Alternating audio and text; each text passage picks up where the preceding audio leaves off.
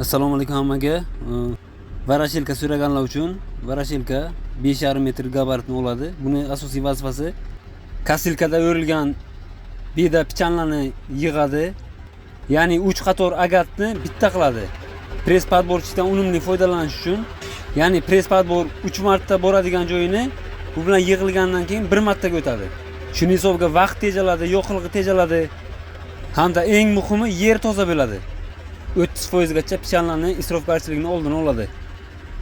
Ushbu agregatimizning 3,5, 4,5, 5,5 metrliklari mavjud. Kimga shunaqa agregatlar kerak bo'ladigan bo'lsa, bemalol bizga murojaat qilaverasizlar. Mana hozir ushbu agregatimiz Buxoro viloyatiga sotildi. Egalariga barakasini bersin deb tilab qolamiz. Va bundan tashqari mana bu yerda kechki savdoda yana mana jatka sotildi.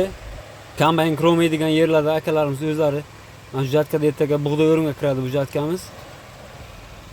Jatkalarimizda ham benzinlik, dizel motorliklari bor. 120, 1,5, 2 razmerlari mavjud. Kimga shunaqa jatkalar kerak bo'ladigan, agregatlar kerak bo'ladigan bo'lsa, bemalol bizga murojaat qilaverasizlar.